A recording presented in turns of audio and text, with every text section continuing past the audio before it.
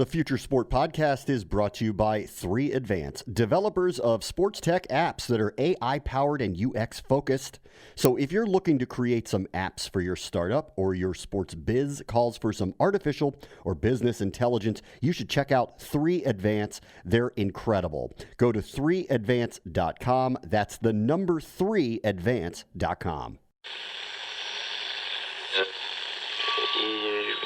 Empire.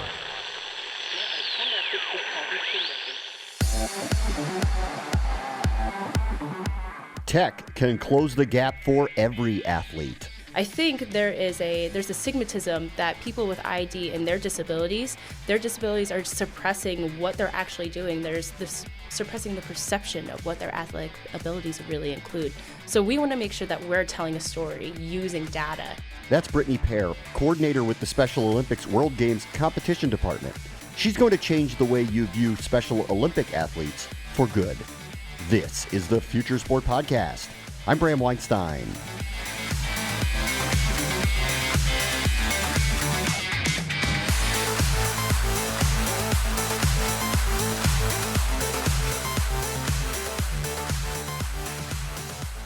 Why can't tech even the playing field, or in this case of Brittany Pair's work, alter perception? You will really appreciate what she's doing when she joins us in studio in a bit. Plus, we will talk about the ever-changing landscape of finding the marketing sweet spot for athletes turned influencers with Deboree of Falkon Creative. But first, the future is now.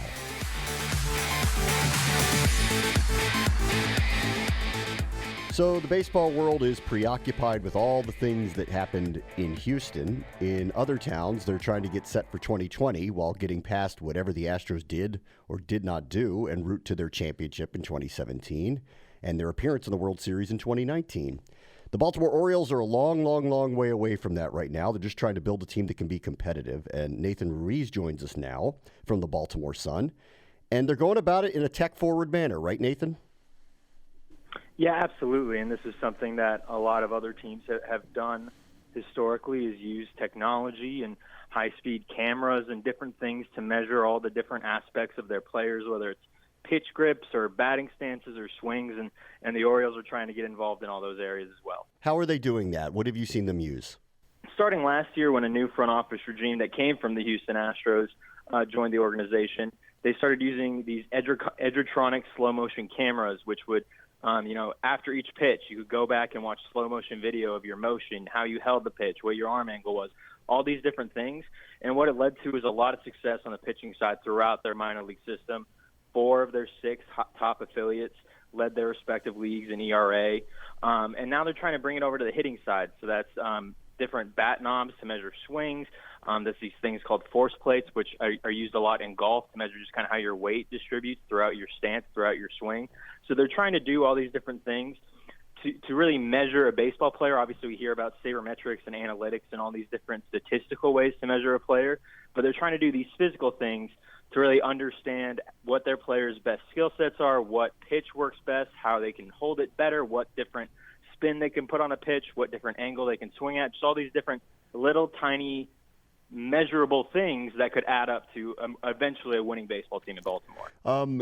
Was this all new to the Orioles? Was all of this new, or was this kind of things that they were doing in previous regimes? I think for the most part, it's definitely new. This is all equipment they had to get. This is all something they had to either train coaches in or hire coaches who are already trained in these aspects. Every single one of their minor league affiliates this year is going to have a new hitting coach, whether it's someone who's already in the organization or not. It's someone who's new to that level. And all of these guys, for the most part, have a basic understanding of this technology, what the data it's pumping out means, because that's the biggest thing in any baseball team, in any system right now, is not only being able to collect this data, but being able to have coaches who can translate it to the players. So it sounds like that was something that the Orioles were really kind of behind on. And you see that once they add this in and once they kind of are catching up to these other teams, they're really taking off. Just when you look at the pitching success they had in the system last year, their low A team, the Delmarva Shorebirds, won 90 games, first team in over a decade to win 90 games in that league. With just a dominant pitching staff that included Grayson Rodriguez, the 2018 first-round pick.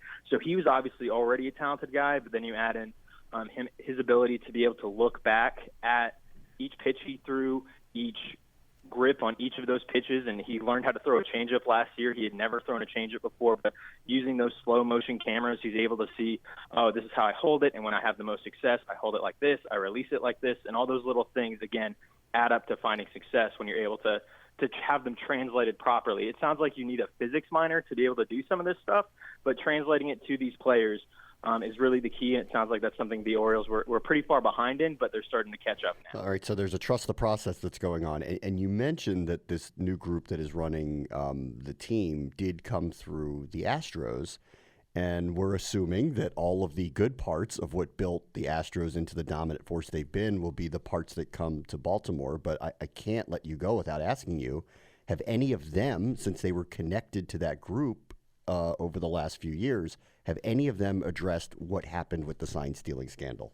Yeah, so Mike Elias, the Orioles general manager, he was the assistant general manager of under Jeff Lunau, and what he has been adamant about throughout this process is that his focus was in amateur scouting, the draft, and international scouting. So he didn't really have much involvement with the major league team. Again, we hear about these emails going through the front office about code breaker and all these other things. And so you don't know what he was CC'd on or whatever it may be, but he's been adamant. Sig Mejdal, the Orioles assistant general manager of analytics, he was in Houston as well.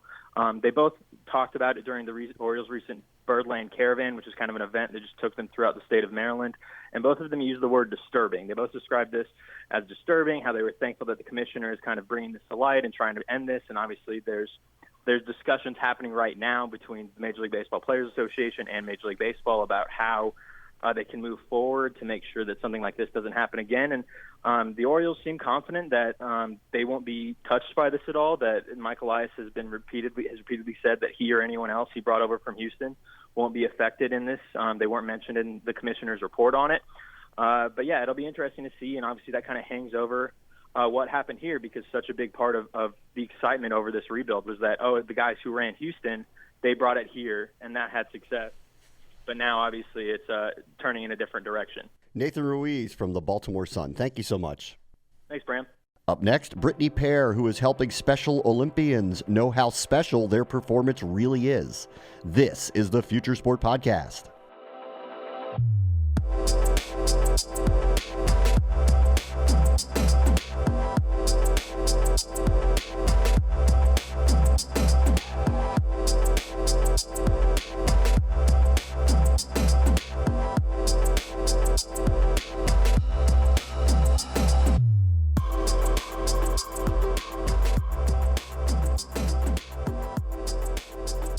Our guest this week is Brittany Pair, who's a coordinator with the Special Olympics International World Games in the competition department, and this is a special day for us here at Future Sport. We don't get people in studio that often. We're talking to people around the globe, so it is great to have you here, Brittany. No, well, thank you so much for having me to be here. I'm so happy I've had this opportunity to talk about this project with you and just being able to spread the mission of what Special Olympics is all about. So, what is the future for the Special Olympics? Can you kind of broadly talk about what the mission is and where things are going? Yeah, so Special Olympics is a 501c3 nonprofit organization that provides sport training and competition to children and adults with intellectual disabilities. So we're all about providing opportunities for people with intellectual disabilities to go out, participate, and compete in all Olympic-style competitions and sports. So we offer 32 Olympic-style sports for people to participate in and compete. And we are around, 175 countries worldwide. So we're really just out there trying to make sure that we are pressing on Eunice Kennedy Shriver's movement of providing opportunities for people with IED. So, we're sitting here chronicling all of these different training methods and technologies that are being used, and I don't think people often see the integration for Special Olympians. Can you kind of talk about what is happening in your space now that is modern in the way that the athletes are training? Right. I think there's been a really long gap that people with intellectual disabilities have been kind of foreclosed out. People see them as like individuals that are unable to compete in sports. There's been this kind of perception that people with IED are unable to do basic things, whether it's owning their own home, going out to get jobs, or just competing in sports. So we're trying to make sure that we are changing how people perceive people with intellectual disabilities. And I think that is one of the things that we see with this project is we're trying to shift how people perceive people with ID to say that they are athletes. They're out there competing every single day. So you guys have this pilot program that is gathering all these real-time statistics for these athletes. What is it? Tell me about it. Yeah, so in partnership with the International Floorball Federation, so IFF, Special Olympics is providing real lifetime competition statistics, whether it's athlete or team statistics. So this is a really big pivotal moment for the Special Olympics movement. We're providing quantifiable metrics to evaluate individual athlete performance and just giving them a baseline of what their athletic abilities really include. Additionally, we're gathering this real-time statistics and information to ensure quality control within our competition. So we are trying to maintain a competitive balance among our athletes within our sport. So whether that is within our concept of meaningful involvement, so when athletes are competing against and working with athletes that do not have an intellectual disability, and also through our divisioning process. So how we division out our athletes when it comes to competition. So on top of gathering all this information and using it to improve athlete performance and ensuring quality control, we're also trying to make sure that we're delivering real-time information to our media partners. So given the fact that this is going to be a huge cultural change for Special Olympics, we want to make sure that that information is getting put out there and that our society is seeing what our athletes are actually doing and seeing what their athletic abilities can really include. So for the media partner, are you hoping that this additional statistical information is going to enhance the broadcast to enhance the performance in itself and get to the point where you're showing equality? Right. Yeah. And I think that's like one of the things that we've really tried to focus on. So if I wanted to look back and see who ran the fastest 100 meters in the past 5 years, at Special Olympics, we're not able to do that. So one of the things that we want to make sure is that we're gathering all this information and outputting it out to our media partners, because I think there's a stigmatism that people with ID and their disabilities are suppressing what they're actually doing. There's this suppressing the perception of what their athletic abilities really include. So we want to make sure that we're telling a story using data. I like to say this, and I've continually said this as I explain this project, that numbers are the universal language. Our society evaluates success based on those numbers, and so I think if we are able to tell a story through numbers and data that we've collected at our competitions, we will be able to tell a greater, more in-depth story of what our athletes are doing. How are you going about collecting it? Is it wearable technology? What are you all doing with the athletes? So in partnership with the IFF, the International Floorball Federation, we actually use their already established software to gather this information. So we use their software at our 2020 Invitational Games in Sweden this past February to collect real-time statistics, so including goals, saves, shot percentage, penalties, etc. So we already use an established software and to gather that information. This isn't new technology, but this is just new for Special Olympics. We haven't done this before, gathering this information and storing it and sending it out to our partners. Very new. Why did it change? Because, statistical information of sporting events has been there since the beginning of time. Clearly it's changed, over time with how things are collected, but why do you think it became important now for the Special Olympics? Well, I think I'll go back to say, I think our society really evaluates success based on numbers. Like if we see, I guess, any professional athlete out there, whether it's in the MLB, NFL, NBA, they're all seeing their actual statistics after every game, after every season. We want to do the same thing for our athletes. These athletes are out there every day competing and training in all their sports like any other professional athlete. This is something that I guess pertains to their livelihood. Special Olympics is a center to a lot of these athletes. So we want to make sure that we are outputting this information. And technology and just data has been a really high focus within the sports world. There's conversations about it all the time.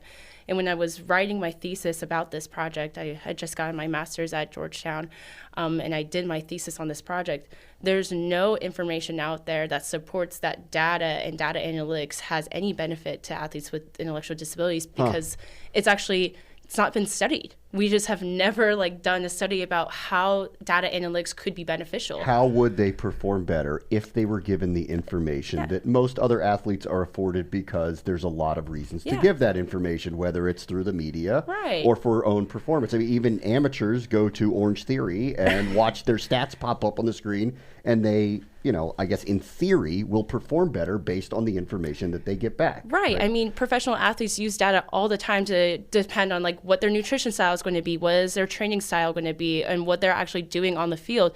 I mean, these athletes at Special Olympics, they are professional athletes, if you like to say. They are professional athletes. They're doing what they love, and they're doing what they do best. So why can't we use data to do the same thing that society is already doing for these professional athletes? Is it too new to know what kind of effect it's had yet? Do we know that? Have you seen any tangible, here's some information you did not have about your own performance, and here's what's happened since you know this now? I mean, long-term effects, I don't think we've seen what can all really encompass. But when I was talking to the athletes when I was in Sweden just the other week, and I was telling them, don't worry, all this information, I know exactly what you did during that match, and you're going to be able to see that.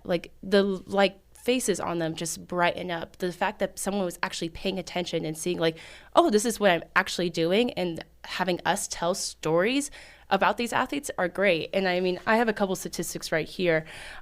We had 3 divisions during competition, and I was able to identify the top scorers and the top goalkeepers of these athletes. And we were able to actually sit down with them and discuss with them, this is what you did. You should be so proud of the accomplishments that you've made over the weekend. So we had Eric Holmes. So we actually identified with, spoke with him when we were in Sweden. So he was number 10 for the Special Olympics Sweden 1 team. We had 9 Sweden teams competing in our tournament. But he was able to he had 37 goals over the weekend, and that's within only 2 days. So within 5 matches, he was able to make 37 goals, 13 assists, and then overall he had 50 points scored over the entire weekend. I certainly couldn't do that. It's amazing to see being able, because we have all these quantifiable metrics, being able to see what they're doing has been just great. All right, I want to ask what may be a very naive and hopefully not at all offensive question. Okay. Is it at all a challenge to explain the information that you have gotten about the athletes in a way that they can understand and then implement in their own training and performance moving forward? Yeah, and I think there has been some challenges. I mean, Special Olympics provides athletic opportunities for individuals with ID that have a range of different abilities. I mean, we have athletes that have Down syndrome, autism, etc. So you have to find different ways how you're going to explain this information. And we found it really extremely helpful to being able to speak to parents, coaches, mentors of those athletes to really sit down with them and explain, this is what we're doing, and this is why we think it's important. Having their assistance is really helpful and really beneficial when we are discussing this information with them. How did you get into this? Well, so I was an athlete my entire life. I played collegiately, right? Collegiately, yeah. I played volleyball at Nebraska Wesleyan University for 3 years. I've always been a big sports fan. I think my love and interest for data kind of started when my brother was he was competing in collegiate baseball, and when back in high school I was taking stats for players and making sure what is their on-base percentage and how can we improve on this, or are you hitting a ball into left field more or right field and how can we fix that? I always found that really interesting. And so I was just a random conversation with a colleague of mine. So John Paul St. Germain, he's our senior director of sport partnerships. We were casually having a conversation of how data has been so beneficial to not only his daughters that compete in club soccer, but how it was important to me when I was a collegiate athlete. And we kind of just discussed, and we kind of asked the question of, why aren't we doing this for Special Olympic athletes? We know that it can be beneficial. It was beneficial to our lives. Why couldn't it be beneficial to Special Olympic athletes? So that's kind of how the whole project started off and how I really got into it. And now this has kind of been my mission, my baby for Special Olympics. Yeah. This is what I'm trying to champion for. Was it received really well? Did you have to convince anybody? What happened initially when you came to them and said, this is the thing I'm thinking about? Yeah. At first, I was actually really nervous trying to talk about this project, especially with my colleagues and people in other departments at Special Olympics. But the fact is, everyone loves it. I mean, I get media requests about it. We have discussions about it all the time and how it's going to be turned into the future. I mean, I'm talking with our fitness department and how we're going to be able to capture data in regards to our athletes' fitness levels, or even trickling down into our program levels. So I've been in discussion with programs that are through the Special Olympics North America region of how can we use quantifiable metrics to evaluate our athletes' performance when trying to figure out other opportunities for them at the regional level. So it's really kind of like blown up, and I've actually had to like tell my colleagues like we need to make some establish some baseline guidelines just so that it doesn't get blown up too much too quickly. Yeah, I mean it's funny because I see an implementation where the broadcast is more advanced now, and or whatever broadcasts there are, and then I don't know, I envision what you're doing here is going to help curate programs around the country for athletes that'll be more defined maybe than they ever were in the past for athletic performance. Right. And especially going back into that media, topic and just ideas. So we've partnered with ESPN starting back 5 years ago, and we have now extended our partnership into 2027. So we want to make sure that we're really using our partners, especially a partner like ESPN, to kind of push this project out and show this is what we want to do. We want to highlight and give depth to these athletes and their stories and what they're doing during competition. Having a partner like ESPN, I think we are very lucky in order to, go out and use them and making sure that we are telling those stories. All right, so what's next? What are you going to be, the commissioner or something? What are you going to do? No, not at all. But I have been really blessed with the opportunity to work for such a great organization. I mean, just coming out and getting my master's degree, and when I graduated during my undergrad, I wasn't really sure where my place was going to be in the sports industry, and the fact that I found Special Olympics and we have such a wonderful mission and making sure that we are providing opportunities with athletes with intellectual disabilities, I couldn't ask for more. One thing before I let you go, because you had mentioned competitive balance. Is there an issue with competitive balance around the world in the Special Olympics? So when I say competitive balance, I actually mean it's part of our it's kind of the topic of our unified sports opportunities. So Special Olympics, part of our sport department, we provide opportunities for athletes with intellectual disabilities and athletes without intellectual disabilities to compete with one another on the playing field. So when I say competitive balance, we want to be able to use data in order to see, is an athlete kicking more shots on goal than an athlete without an intellectual disability? And we are making sure that when we have those unified pairs paired up and actually competing, that there's a competitive balance, that unified partner is not overshadowing the athlete, because this is all about the athlete with ID to have those opportunities to go out and compete. Is it too new to know the answer to some of those questions? Yeah, I think it is too new. We've done something similar in the past. So during the 2019 Unified Cup, Special Olympics provided, we had a soccer tournament. It was deemed the Unified Cup. We used a similar technology to kind of evaluate that competitive balance. But it's still so brand new that we haven't really seen the effects and what can all really entail. Brittany, it was a pleasure having you here. Thank you so much for coming in today. No, thank you. I really do appreciate it. This has been great, and I am just here just making sure that people understand what we're trying to do and how great Special Olympics is. So I really appreciate the opportunity. Up next, the ever-changing landscape of marketing with Deboree from Falkon Creative. This is the Future Sport Podcast.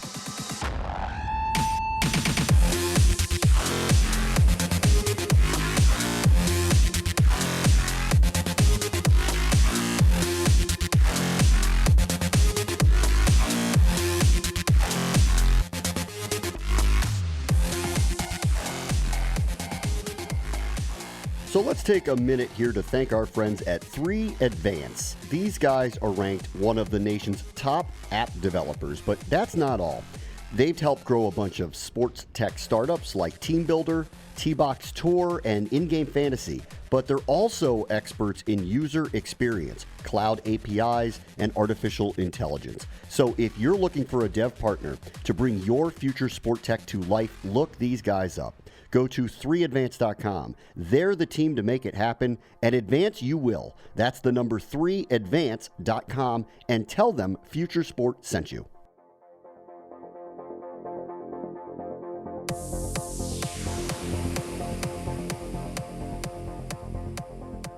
Our guest this week is Deboree, who's the founder and creative director of Falkon, and they are finding new and interesting ways to market their clients in sports and culture and social impact. Hey, Dex, how are you? Thanks for joining us. I'm great, Bram. Nice to be here with you. Hey, let's talk about the modern, futuristic way of marketing clients that are in the sports world. How do you, just give me the broad overview of how you see that landscape right now? Well, big question, but I'll try to keep it succinct. But, I feel like in general we've really reached this critical mass stage in sports culture. It's very, very driven by basketball culture, but, it's also very quickly and supported by baseball and football and football, global football, soccer, and many, many other sports across the board. And it's really come to influence all aspects of lifestyle culture, from fashion to music to general mindset towards life. So much of that is really kind of dominated by culture at large, or it's become culture at large. And so, I would argue that now sports culture is now the predominant genre within culture, above all else, and more influential than any other subset, including music, which is a pretty big statement, but I think that it's true nowadays. So for brands that are really truly coming from that space and they're ingrained in sports and sports culture, for them there's never been a larger field to play within for them to be able to tell a really diverse range of stories, powerful stories of human emotion that aren't just about the game. So that's where we're at today, and I think that that's a huge opportunity for so many brands. All right, so tell me a little bit more about why you think the sports culture has surpassed musicians or artists or entertainers. Why do you think that happened? I think it's been sort of a long evolution over time. It's like if you look back to like the origins of the Olympic Games and the origins of just competition of sport, games in general were sort of designed in large part to settle conflict. In some places taking place of war. And so when that happened and as that sort of evolved and knowing that that's sort of the origin, the power of their place in society and the impact that they have on people's thought and behavior in general, it starts to be kind of profound when you look at it that way, and you stop thinking of it as like a leisure activity or a hobby or something that people do simply for a piece of entertainment. It becomes such like a tool or a mechanism or even a space for humans to sort of deal with a range of things, at the baseline, like life and death conflict, but then a whole myriad of other things, like two guys getting together to go to a sports event, as an example. They're not getting together just to watch the game. They're getting together to open up, to share, to speak vulnerably about their emotions and feelings. And that dates back to way back when men didn't even know they were allowed to do that. Yeah. And so when you think about that, the spectrum of that, the origin of where that comes from, and the evolution of how that has come from, hundreds of years of evolution through society, you see that like it really permeates everyone's sort of thought and behavior. And it doesn't matter, male, female, black, white. It's agnostic of race, gender, social beliefs, religious beliefs. And that becomes pretty all-consuming. It's interesting because, listen, there's been a lot of talk about mental health as there's extremely serious subjects that are now coming up and seem to be open to be discussed. So I think there's opportunity there. And then there's others like Russell Westbrook and James Harden who just dress really well, or Cam Newton. And they've been allowed to kind of enter the fashion world differently than, say, Michael Jordan's newest line of Air Jordans. Are brands now coming to you differently than they did in the past to say, we'd like to use XY athlete for this marketing campaign that has little or anything to do with their sports persona? Yeah, they are. They certainly are. And I think even I would argue that the roles are sort of reversing in a lot of ways where, I have conversations with some brands proactively of like, hey, I have a relationship with this athlete. They're into all these things really authentically. I think that there's a partnership to be had here, and the brand might not even be aware of it. It might not be on their radar. They might not know how deep it runs for the athlete. And to me, it's like it always comes down to the filter of what's truly authentic. Like, where is their alignment? If if it's a brand of, hot sauce, just as a way of example, and they just want to use an athlete because they're popular, but that athlete has, doesn't even like spicy food and certainly doesn't like hot sauce, makes no sense. Yeah. And that kind of those associations don't really work in my mind anymore because the audience just calls BS on it. But I think, when you find those athletes that are really into it, then suddenly it becomes really authentic, and that's what they're using anyways. And for them to just form a partnership with something that they're truly aligned with, that's where you really start to see some impact and some wins. Yeah, and we're seeing this all over with athletes doing things and being part of things that you go, I didn't know that was part of their personality, but the internet and social media has allowed this to be opened up in a lot of ways. And there's a couple things that I know you're doing that I found really interesting. What is Skate Kitchen? Can you describe what that is? Yeah, it's a powerful group of diverse women based out of Brooklyn that really kind of came together through the vehicle of skating, and all of them.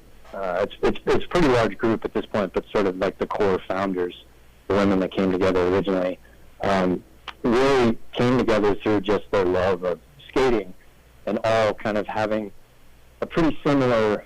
Different backgrounds, but a pretty similar experience in terms of there was a point at which they were introduced to skating, they really liked it, there was something that was it just clicked for them on sort of a DNA level, and yet they felt either ashamed or outcast, or there was barriers or boundaries around what they were allowed to do in the sport, or how they were going to be accepted, or if they were even sort of supposed to step on a board.